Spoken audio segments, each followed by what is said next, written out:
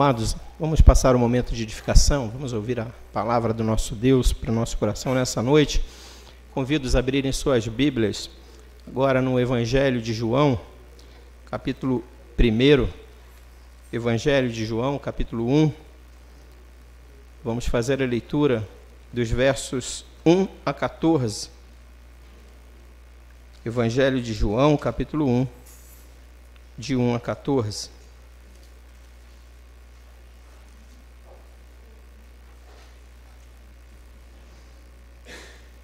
Diz assim a palavra do nosso Deus. No princípio era o Verbo, e o Verbo estava com Deus, e o Verbo era Deus. Ele estava no princípio com Deus. Todas as coisas foram feitas por intermédio dele, e sem ele, nada do que foi feito se fez. A vida estava nele, e a vida era a luz dos homens. A luz resplandece nas trevas, e as trevas não prevaleceram contra ela. Houve um homem enviado por Deus, cujo nome era João. Este veio como testemunha, para que testificasse a respeito da luz, a fim de todos virem a crer por intermédio dele. Ele não era a luz, mas veio para que testificasse da luz, a saber, a verdadeira luz, que vinda ao mundo ilumina todo homem. O Verbo estava no mundo, o mundo foi feito por intermédio dele, mas o mundo não o conheceu. Veio para o que era seu, e os seus não o receberam. Mas a todos quantos o receberam, deu-lhes o poder de serem feitos filhos de Deus, a saber, aos que creem no seu nome, os quais não nasceram do sangue, nem da vontade da carne, nem da vontade do homem, mas de Deus. E o Verbo se fez carne e habitou entre nós, cheio de graça e de verdade. E vimos a sua glória, glória como do unigênito do Pai. Oremos. Senhor, nós te somos imensamente gratos pela tua palavra, sobretudo por essa palavra deste livro tão especial para a tua igreja. Nós te louvamos por essas palavras de salvação. Nós te louvamos pelo Deus Criador, pelo Deus Redentor, pelo Deus Salvador. E agradecemos, ó Pai, por isso imensamente, porque o Verbo se fez carne e habitou entre nós. Ó Deus, fala conosco nessa noite por meio dessa passagem tão especial da Tua Palavra. Em nome do Senhor Jesus. Amém. Gostaria de falar nessa noite com os irmãos sobre o Criador e Redentor da criação, Jesus. E hoje é Natal, celebramos o nascimento dele, o Criador e o Redentor da sua própria criação. Jesus, é Natal, Jesus nasceu. E é por isso que nós estamos aqui nessa noite celebrando. Natal, essa palavra que a gente usa nessa época do ano, né, ficou reservada, né? Essa palavra para essa época, para esse dia, né, que a gente aqui no Brasil, no calendário cristão, religioso, nós celebramos esse dia como sendo o dia do nascimento do nosso Salvador. Como foi dito aqui algumas vezes, não sabemos exatamente, a Bíblia não relata a data exata do mês, do nascimento de Cristo, dia e mês, mas dentro do calendário cristão nós celebramos essa data. Porque o importante não é o dia, o importante não é a hora, o importante não é o mês, o importante é que ele nasceu. E é por isso que nós estamos aqui celebrando o Natal. Então essa palavra Natal ficou aí convergida, né, para esse período, né? Quando que a gente usa a palavra Natal em outra situação que não para falar do nascimento de Cristo? A única vez que a gente fala de Natal no cotidiano é o pré-natal, né? Quando a gente fala, aquela mulher ali vai fazer o pré-natal. É o único momento que a gente ouve a palavra Natal fora desse momento de celebração do nascimento de Cristo. Essa data ficou para ele. Essa palavra, né, esse termo ficou cunhado aí especificamente para ele, com todo louvor. Apesar de que a palavra Natal simplesmente significa nascimento, né? Poderíamos dizer aí que todo mundo quando nasce é Natal, né? Nasceu. Mas não, ficou reservada para o nosso Salvador com todo louvor, com toda glória. Irmãos, falando então aí do nascimento, que de fato importa, e é por isso que esse termo ficou aí reservado para ele, porque esse Natal é o nascimento daquele que de fato importa, não é verdade? Imaginem que eu não tivesse nascido, imagine que você não tivesse nascido, imagine que nós aqui não tivéssemos nascido, mas outros teriam nascido, não é verdade? A humanidade, né? Adão e Eva, a partir deles, suas gerações, o mundo estaria cheio da mesma maneira. Independente fosse eu, fosse você, fosse qualquer um de nós, o mundo encheia a terra, não é isso? A terra seria enchida de outros seres humanos. Mas aprove a Deus que nós também fôssemos um desses, que nós também nascêssemos.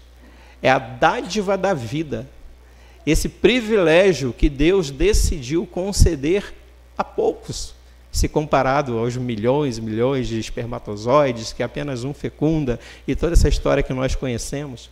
Que privilégio, irmãos, nascermos. Que privilégio Deus nos conceder a vida, que é dom dele. É ele que dá, ele é o autor da vida. E nós nascemos, e ele nos fez, ele nos permitiu nascer, para que pudéssemos adorá-lo, para que pudéssemos contemplar a glória dele, a vida que ele criou para nós, contemplarmos, glorificá-lo por tudo que ele fez, por tudo que ele proclama através da sua criação. Os céus e a terra proclamam a glória de Deus, o firmamento anuncia as obras das suas mãos, e ele nos colocou como privilegiados para contemplar todo o seu poder, toda a sua glória. Mas mais do que isso, ele nos amou, mesmo tendo desobedecido a ele. O Deus perfeito, que nos criou perfeitos, porém a sua imagem, conforme a sua semelhança, com vontade própria, com livre-arbítrio, para que pudéssemos livremente, espontaneamente, humildemente, reconhecê-lo como nosso Criador, como nosso Deus, como nosso Senhor, e adorá-lo de todo o coração. Nós não somos robôs, nós não fomos feitos máquinas programadas para adorar a Deus. Por isso que a palavra dele diz que ele procura verdadeiros adoradores, que o adorem em espírito e em verdade, livremente, espontaneamente, né, humildemente, reconhecendo a grandeza dele. Então, esse livro que nós estamos, irmãos, é muito especial. William Hendriksen, ele fala que quando nós abrimos o Evangelho de João, nós poderíamos, como se estivéssemos ouvindo a palavra que Deus, Yahvé, Deus da aliança com o seu povo, falou lá na sarça ardente com Moisés. Tira a sandália dos teus pés, porque a terra que tu estás pisando é terra santa. É assim que o William Hendriksen fala que nós deveríamos olhar para o Evangelho de João. Ao abrir a primeira página do Evangelho, tira a sandália dos teus pés, porque essa terra aqui é terra santa. Esse é o livro que, segundo aí os teólogos dizem, é o livro dentro da Bíblia mais lido, mais distribuído de toda a Bíblia. Quando a gente separa, né, Antigo Testamento, as pessoas pegam um Salmo, né? Chega no Novo Testamento, é o Evangelho de João. Mais de 4 bilhões de exemplares desse livro já foram distribuídos. Tamanho valor deste livro. E aqui nesse início chamado prólogo, verso de 1 a 14, chamado prólogo. Prólogo nada mais é do que a introdução, uma síntese, um resumo daquilo que ele vai falar em todo o Evangelho.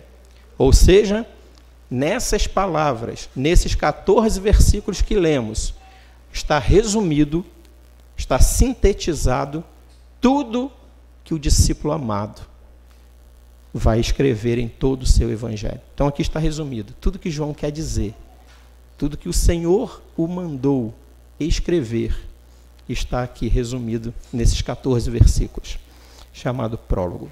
Gostaria então que os irmãos observassem comigo, porque os outros 3 evangelhos, né, chamados sinóticos, esses evangelhos, sinótico significa do termo grego sim, juntos, e a palavra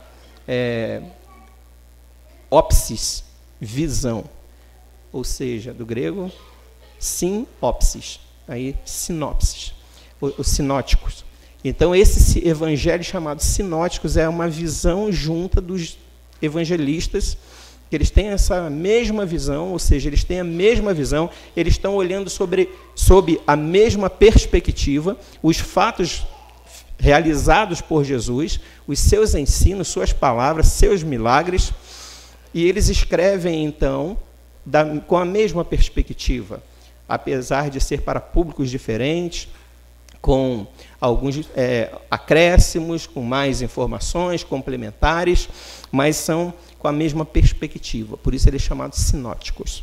Então, se Mateus escreve para o público judeu, né, a fim de provar que Jesus é o Messias prometido, que ele é o cumprimento do Antigo Testamento, daquilo que a lei e os profetas falavam acerca do Messias, e que ele não vem para anular o judaísmo, mas ele vem para cumprir as profecias para o judaísmo, para o povo judeu, para aquilo que estava prometido. Então, Mateus ele tem esse objetivo de provar que Jesus é o Messias do Antigo Testamento. Então, ele está escrevendo para os judeus. Marcos escreve, então, para o público romano. Ele está ali mostrando para o público romano, para os Césares, imperadores, né, os distintos, autoridades, que se achavam deuses na terra e que todos deveriam ser submissos a eles, né, subordinados, súditos, para servi-los. E eles viveriam naquela pompa, sendo servido por todos. Marcos, então, vai escrever para este público que o verdadeiro Rei dos Reis, que o verdadeiro Senhor dos Senhores é Ele. E Ele não veio para ser servido, Ele veio para servir. Ele veio para mostrar que esse servo, que Ele é servo, sofredor e humilde, e que veio para salvar o seu povo, e que a grandeza dele, que a glória dele não está em ser servido, mas servir. E ele, então, é o verdadeiro rei, ele é o verdadeiro Senhor, ele é digno que todos os súditos realmente se dobrem diante dele. E Lucas vai escrever para o público gentio e judeu, os dois juntos, né? Tanto para os romanos, gregos, chamados gentios, que não eram povo judeu, bem como para os judeus também, mostrando que esse Senhor, esse Salvador, esse Jesus, o Salvador, ele veio para todos. Ele veio para gentios, ele veio para judeus, ele veio para salvar pecadores. Então ele escreve para este público. Mas João, que é o último, né? João vai escrever no final do 1º século, quando os outros apóstolos já haviam morrido, e todos eles martirizados. O único que não foi martirizado é o próprio evangelista João, e ele escreve então no final da sua vida, já no final do 1º século, depois dos evangelhos sinóticos já estarem ali ao conhecimento de todos, mas o povo então ali não aceitava esse evangelho de que Jesus era esse Messias, e muito menos de que Jesus era Deus. Porque dentro daquela cultura, dentro daquele povo, daquela cultura greco-romana principalmente, a matéria é má, o espírito é bom.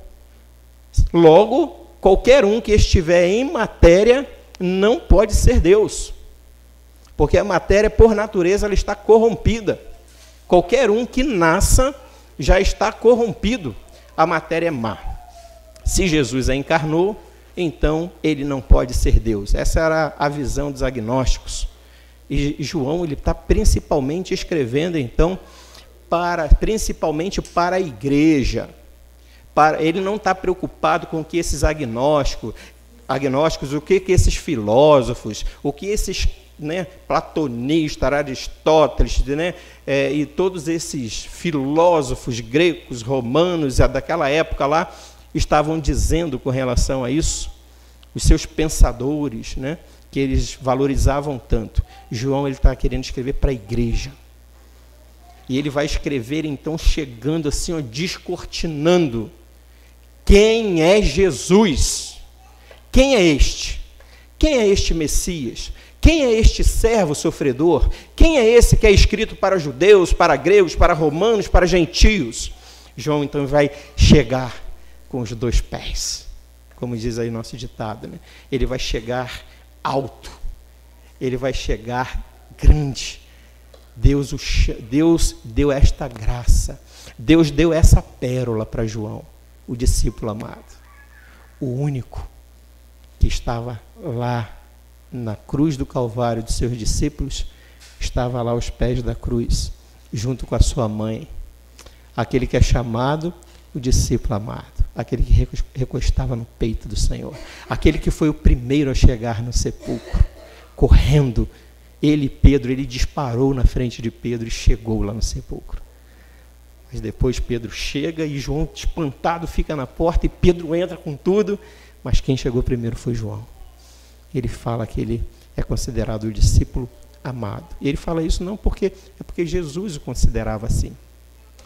E Jesus, naquele momento da cruz, fala: mulher, eis aí teu filho. Filho, eis aí tua mãe. Jesus deu a graça de João ser considerado filho da sua própria mãe, para que ele cuidasse dela, para que ela cuidasse dele. É a esse João que foi dada essa dádiva. É esse evangelista João que foi dada essa graça de escrever esse evangelho tão poderoso. É Deus falando pela boca do discípulo amado. É desse João que é escancarado os céus, para que depois ele escreva o Apocalipse. É esse João que se refere a esse Jesus Cristo como verbo. Só ele usa esse termo. No princípio era o verbo. E João vai falar desse verbo, ele usa esse termo 7 vezes, né? Número da perfeição, o verbo perfeito. 5 vezes aqui. Aí eu falei, por que aqui tem 5, né? O verbo, aquele que fala para todos, será que é isso? Para todos os falantes, para todos os, né? A classe do Pai, Filho, Espírito Santo, a humanidade e os seres angelicais, seres comunicáveis, é o verbo. Mas ele vai falar desse verbo também na sua carta, na sua epístola, e ele vai falar desse verbo também no Apocalipse. Então ele fala aqui 5 vezes, na sua carta mais uma, e em Apocalipse mais uma vez. Verbo é uma expressão somente proferida pelo apóstolo amado, por João. Eu gostaria, irmãos, então, que a gente olhasse nada além do que nós lemos aqui nessa noite, desses 14 versos, e todas as afirmações que João faz acerca dessa pessoa. O que ele afirma acerca dele? O que ele fala? Ele é isso, ele é isso, ele é assim. O que ele fala sobre o Criador e o Redentor da sua criação? Então, acompanhem comigo o que ele vai dizer em primeiro lugar. No princípio era o verbo. Ou seja, o que João está dizendo é que no princípio, que princípio é esse que ele está falando? O princípio da criação. O verbo já existia. É isso que esse era significa. Significa um ser que já existia antes. Por isso que ele não fala, no princípio foi o verbo. No princípio é o verbo. Ele fala, no princípio era. Ou seja, no princípio o verbo era. O verbo já existia. No princípio de toda a criação, o verbo já existia. Logo, algo que existe antes da criação já não pode ser criatura, tem que ser Deus.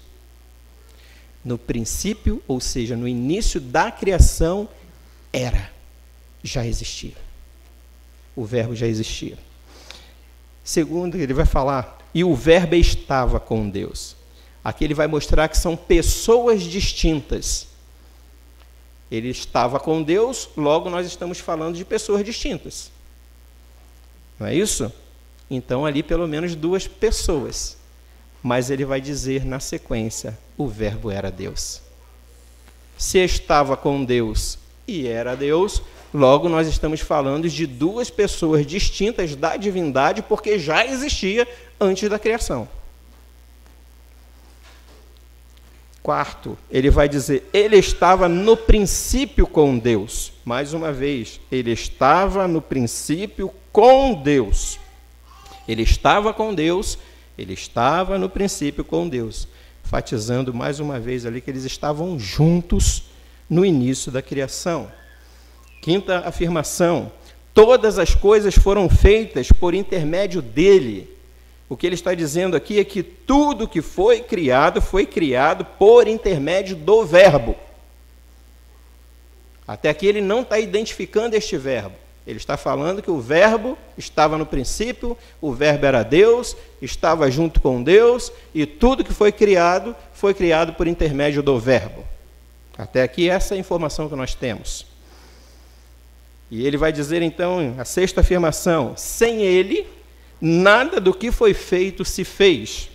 Ou seja, ele está confirmando que sem o verbo, nada do que foi feito se fez. E Colossenses, Paulo vai falar em Colossenses capítulo 1, versos 16 e 17, com as seguintes palavras, pois nele, se referindo a Cristo, foram criadas todas as coisas, nos céus e sobre a terra, as visíveis e as invisíveis, sejam tronos, sejam soberanias, quer principados, quer potestades. E Paulo ainda acrescenta, tudo foi criado por meio dele, mas não apenas isso. Não é que tudo foi criado por intermédio dele. Tudo foi criado por meio dele e para ele. Tudo que ele criou, tudo que o verbo criou, foi criado por intermédio dele, mas para ele mesmo. É para a glória do verbo. É para a glória dele que tudo foi criado. Ele é antes de todas as coisas. Logo, mais uma vez, Paulo está afirmando que se ele é antes de todas as coisas, ele não pode ser criado. Nele tudo subsiste. A ideia aqui é de que só há existência, só há matéria, só há criação a partir dele. A fonte é ele. É nele que tudo subsiste, porque foi criado para ele. Sétima afirmação, a vida estava nele. Ou seja, o que João está dizendo é que não há vida fora do verbo. Não há fôlego de vida fora do verbo. E Jesus, quando se encarnou, ele disse isso, né?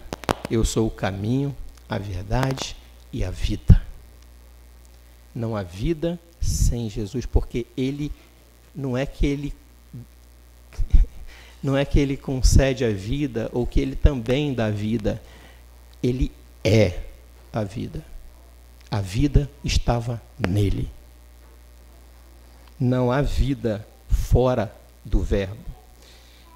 Eu sou a ressurreição e a vida.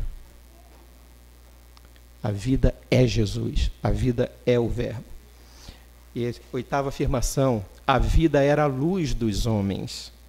Ou seja, a vida que está no verbo era a luz dos homens, e aqui ele está dizendo, né, antes da encarnação.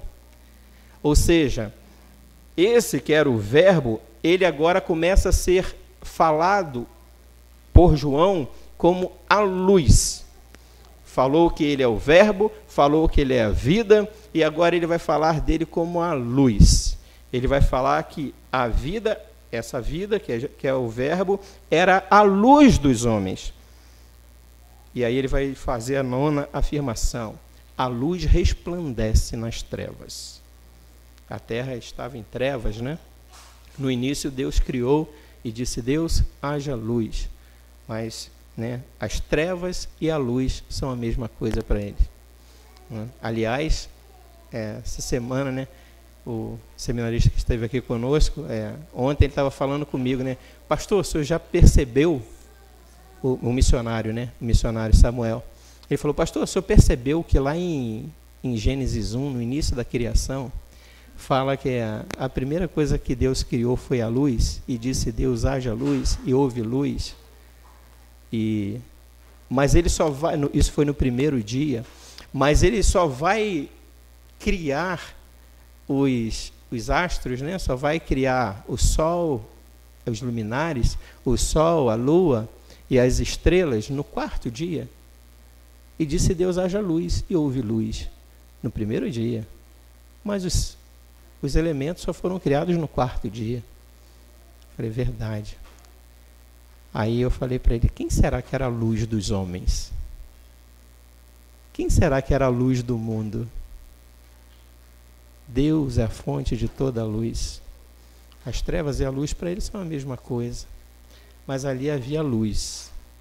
E aqui o texto está dizendo que a vida era a luz dos homens. Ou seja, os homens tinham a luz do próprio Cristo. Obviamente que essa luz que resplandece nas trevas é tanto literal, noite, trevas, escuridão, né? A ideia de trevas é aquela escuridão densa, que não se enxerga nada, mas ele era a luz real, mas como no sentido também da espiritualidade, que a palavra de Deus vai falar sobre os demônios, sobre o inferno, e vai se referir a todas essas principados e potestades demoníacas caídas como trevas.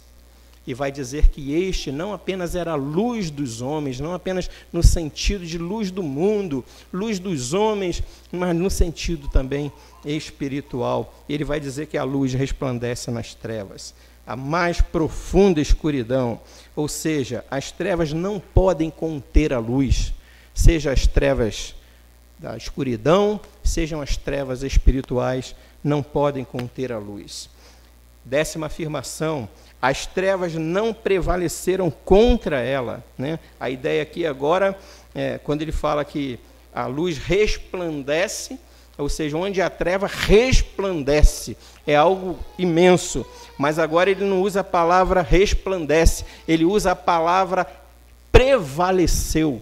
Então aqui, essa ideia de guerra, de combate, aqui entendemos então que é mais no sentido espiritual. As trevas não prevaleceram contra ela, não tem como vencer a luz. E aqui 1 João, capítulo 1, versículo 5b, diz que Deus é luz, e não há nele treva nenhuma.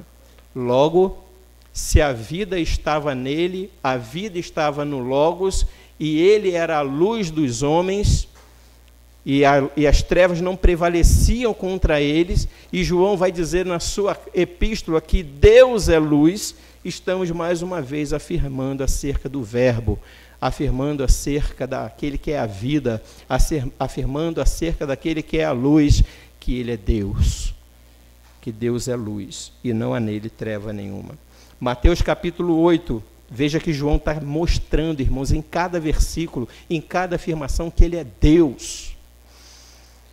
Mateus capítulo 8, versículos 11 e 12, ele diz: digo-vos que muitos virão do Oriente e do Ocidente e tomarão lugares à mesa com Abraão, Isaque e Jacó no reino dos céus, ao passo que os filhos do reino, se referindo ao povo judeu, serão lançados para fora nas trevas. Ali haverá choro e ranger de dentes. Obviamente, aqueles que não creram no Messias, aqueles que não receberam Jesus como Senhor e Salvador. Colossenses 1, 13 a 15, vai falar das trevas nesse sentido espiritual. Ele nos libertou, o Pai, do império das trevas e nos transportou para o reino do Filho do seu amor, no qual temos a redenção, a remissão dos pecados. E ele continua dizendo, este, aqui se referindo àquele que nos redimiu dos nossos pecados, ou seja, o Verbo, é a imagem do Deus invisível. E ele vai usar a expressão primogênito, o primogênito e não mais unigênito de toda a criação. O unigênito se encarnou para se tornar primogênito. de tantos que foram feitos filhos de Deus. 11ª afirmação de João, ele vai falar acerca de João Batista agora. João não era luz. Lembrando, meus irmãos, que João Batista é considerado o maior de todos os homens. O texto de Mateus, capítulo 11, versículo 11, diz assim: em verdade eu vos digo, entre os nascidos de mulher, ninguém apareceu maior do que João Batista, mas o menor no reino dos céus é maior do que ele.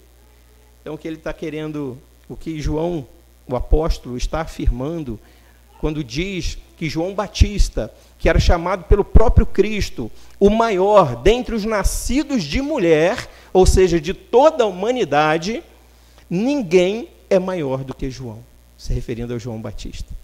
A Bíblia não especifica aqui mais detalhes sobre isso, mas esta é a afirmação contundente acerca de João Batista. O que esse texto quer dizer, então? Que Jesus é maior do que todos os homens. Ele é homem também, mas ele é maior do que todos os homens. O maior de todos os homens não é maior do que Jesus. E o menor no reino dos céus ainda é maior do que todos os homens. Porque aqueles estão glorificados, aqueles estão santos, e aqui é pecadores. Então não tem homem, não tem Abraão, não tem Isaac, não tem Jacó, não tem José, não tem Pedro, não tem ninguém, nem mesmo o maior de todos os homens nascidos de mulher, João Batista, é maior do que Jesus. Porque ele não é apenas homem, ele é Deus encarnado. 12ª afirmação: João veio para que testificasse da luz. João Batista veio para que testificasse daquele que é a luz, daquele que é a vida, daquele que é o verbo. E ele diz aí, Evangelho de João, qual era o testemunho? Se João Batista veio para testificar da luz, o que João Batista testifica acerca da luz? É a continuação do que nós lemos. É o próximo verso, o verso 15.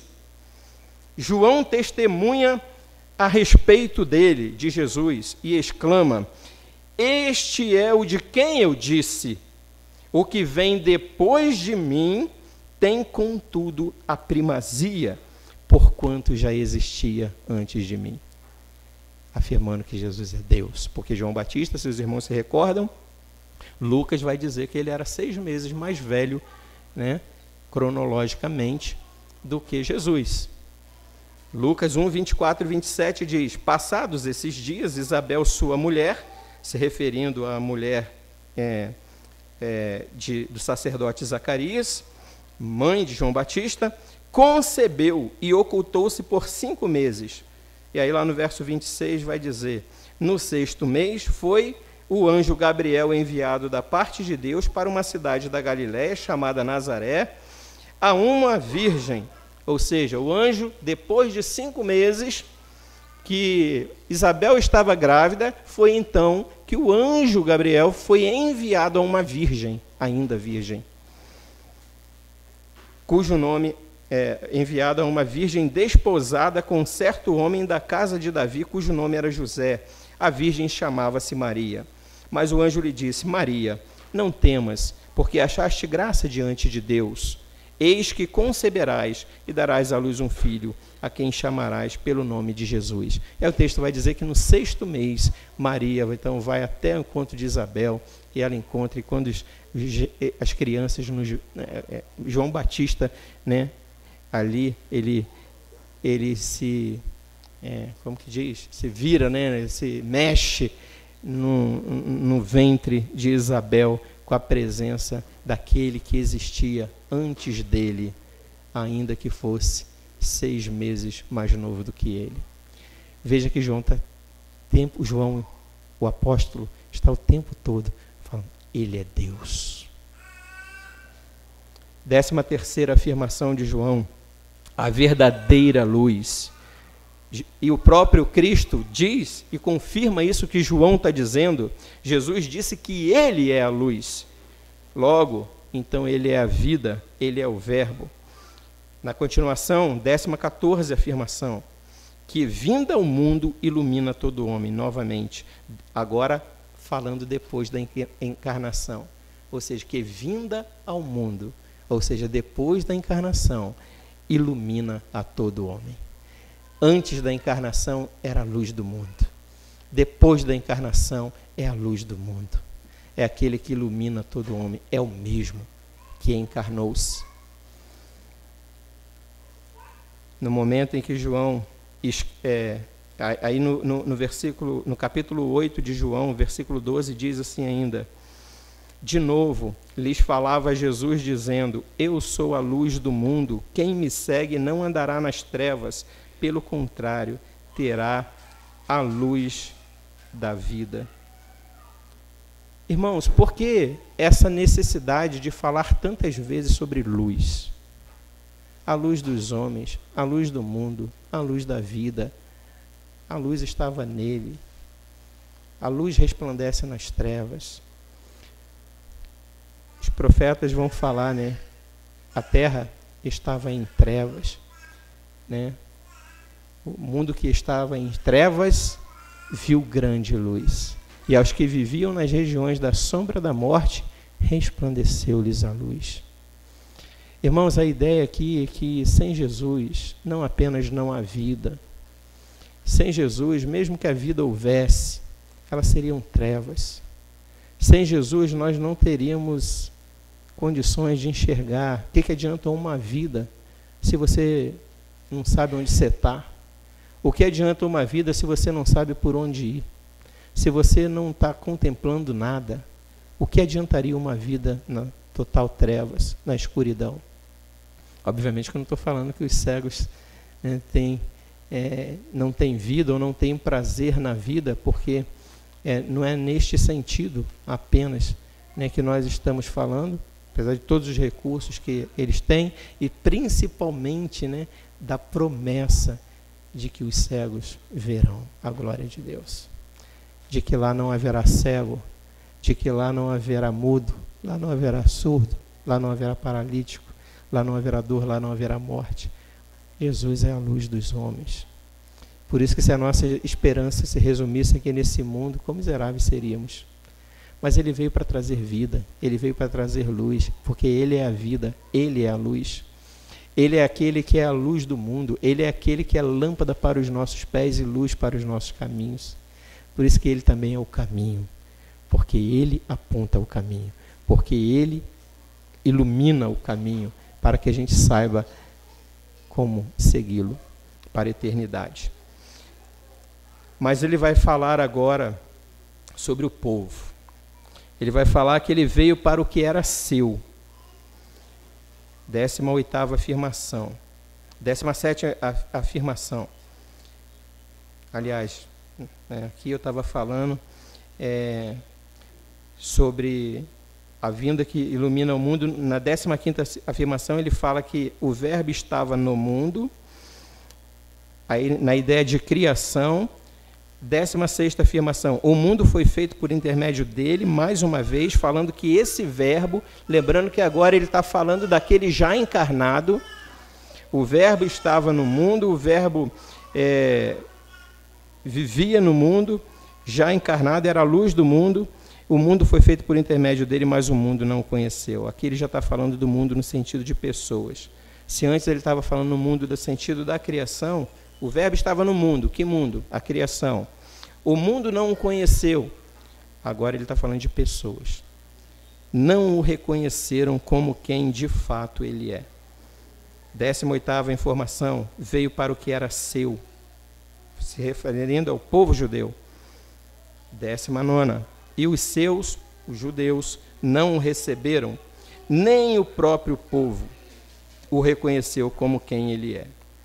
E aí João vai dizer, 20ª afirmação, mas a todos quanto receberam, se referindo ao seu público, a igreja, deu-lhes o poder de serem feitos, porque não eram filhos de Deus. Por isso que agora ele é o primogênito, a saber, aos que creem no seu nome. Que nome? No verbo. 21ª, os quais não nasceram da carne, a ideia de filhos dos homens, de Adão e Eva, nem da vontade da carne, nem da vontade deles, nem da vontade do homem, da humanidade, mas de Deus. ou seja, nasceram de Deus, que ele vai falar lá, que é da água, não da carne e do sangue, mas da água e do Espírito. João 3, de 6 a 7. O que é nascido da carne é carne, o que é nascido do Espírito é Espírito. Não te admires de eu te importa-vos nascer de novo. É para estes que ele veio. A todos quanto receberam, deu-lhes o poder de serem feitos filhos de Deus, porque eles nasceram de novo, não da vontade da carne e do homem, não da vontade humana, mas de Deus, nascido da água e do Espírito. Efésios 2:1, ele vos deu vida, estando vós mortos nos vossos delitos e pecados. Obviamente que ele está se referindo aqui a essa vida, esse novo nascimento espiritual. Queridos, e ele vai continuar dizendo, o verbo se fez carne, o verbo, a ideia aqui de se fez carnal, homem carnal, a palavra aqui é sarxis, pessoa, carne, um ser humano compreendido especialmente de acordo com a sua natureza física, às vezes com conotação de carne humana manchada com o pecado. No caso de Cristo, não atribui isso a ele, apesar de ele ter sido feito pecado por nós, mas foi tentado em todas as coisas, porém sem pecado. Ele vai fechando dizendo, o verbo habitou entre nós. Colossenses 2, 8 a 9. Cuidado que ninguém vos venha a enredar com sua filosofia e vãs sutilezas, conforme a tradição dos homens, conforme os rudimentos do mundo e não segundo Cristo. Lembra-se que ele está falando para aquele povo? Está falando para a sua igreja acerca daqueles que não acreditavam que ele é Deus, que ele é homem e é Deus, que ele está falando contra os gnósticos. Paulo então vai falar, cuidado que ninguém vos engane. Verso 9, Colossenses 2, 9, porquanto nele, em Cristo, habita corporalmente, ou seja, é corpo sim, é humano sim, mas nele habita corporalmente toda a plenitude da divindade. Mateus 1, 23, como foi falado e lido aqui, eis que a virgem conceberá e dará à luz um filho, e ele será chamado pelo nome de Emanuel, que quer dizer Deus conosco. Este homem que vai nascer, o nome dele será Emanuel, porque ele é o Deus conosco, porque nele habita corporalmente toda a plenitude da divindade. Ele vai dizer, vimos a sua glória, glória como do unigênito do Pai. Conforme Hebreus vai dizer, havendo Deus outrora falado muitas vezes, de muitas maneiras aos pais, pelos profetas, nesses últimos dias nos falou pelo Filho, a quem constituiu o herdeiro de todas as coisas, pelo qual também fez o universo. Por ele, por Cristo, pelo Verbo, ele que é o resplendor da glória e a expressão exata do seu ser. O Verbo encarnado é a expressão exata do ser de Deus, sustentando todas as coisas pela palavra, o verbo do seu poder, depois de ter feito a purificação dos pecados, assentou-se a majestade nas alturas. Concluindo então, queridos, são essas 25 afirmações que João faz acerca deste que é o verbo, deste que é a vida, deste que é a luz dos homens, deste que se encarnou, deste que é Deus e deste que é homem. Apocalipse 19, de 11 a 16, mais uma vez João vai falar sobre esse verbo. Viu o céu aberto. Aponta agora lá para Apocalipse. Viu o céu aberto. E eis um cavalo branco. Seu cavaleiro se chama Fiel e Verdadeiro, e julga e peleja com justiça. Os seus olhos são chama de fogo. Na sua cabeça há muitos diademas. Tem um nome escrito que ninguém conhece, senão ele mesmo. Está vestido com um manto tinto de sangue, e o seu nome se chama o Verbo de Deus. E seguiam-no os exércitos que há no céu, montando cavalos brancos com vestiduras de linho finíssimo, branco e puro. Sai da sua boca uma espada afiada, para com ela ferir as nações, e ele mesmo as regerá com um cetro de ferro, e pessoalmente pisa o lagar do vinho do furor da ira do Deus Todo-Poderoso. Tem no seu manto e na sua coxa um nome inscrito, Rei dos Reis e Senhor dos Exércitos. e Senhor dos senhores. E o mesmo João, na sua epístola, 1 João 1, de 1 a 4, o que era desde o princípio, o que temos ouvido, o que temos visto com os nossos próprios olhos, o que contemplamos e as nossas mãos apalparam com respeito ao Verbo da vida. E a vida se manifestou, e nós a temos visto, e dela damos testemunho, e vula anunciamos a vida eterna, a qual estava com o Pai e nos foi manifestada. O que temos visto e ouvido, anunciamos também a vós outros, para que vós, igualmente, mantenhais comunhão conosco. Ora, a nossa comunhão é com o Pai e com seu Filho Jesus Cristo. Estas coisas, pois, vos escrevemos, para que a nossa alegria seja completa. Irmãos, tudo que foi escrito acerca do Verbo, tudo que ouvimos, tudo que testemunhamos, é para que a nossa alegria seja completa. Porque Ele é o Verbo encarnado de Deus, Ele é o autor, consumador de toda a criação, e Ele é o redentor desta mesma criação. Tudo foi criado por Ele, por meio dEle e para Ele, e sem Ele nada do que foi feito se fez. Irmãos, é este Jesus que nós estamos celebrando. É o nascimento do Cristo único e verdadeiro que nós celebramos. Não há outro além dele. Não há vida fora dele, porque tudo que foi criado, cada um de nós, tudo que existe foi criado para ele. E só nele tem vida. Não há vida sem Jesus. Que toda a honra, toda a glória, todo louvor seja dado a ele, porque diante dele todo joelho se dobrará e toda língua confessará que Jesus Cristo é o Senhor, para a glória de Deus Pai. Que Deus nos abençoe, que nós possamos proclamar esse Jesus em alto bom som para toda a humanidade. Mais do que isso, vivermos tudo isso. Que Ele seja a nossa luz, que Ele seja a nossa vida, que Ele seja o nosso Salvador e o nosso Redentor. Deus, nós te agradecemos por essa palavra tão maravilhosa acerca desse homem-Deus que se encarnou por amor a nós, que se humilhou até a morte e morte de cruz, mas que ressuscitou e resplandece nas trevas, que as trevas não prevaleceram contra ele, que o mundo não pôde contê-lo e que está sentado à majestade de Deus, do Pai, nas alturas de onde há de vir, para nos livrar, para nos salvar de todo o mal. Ó Deus, como nos alegramos com essa maravilhosa notícia, com essa boa nova de salvação.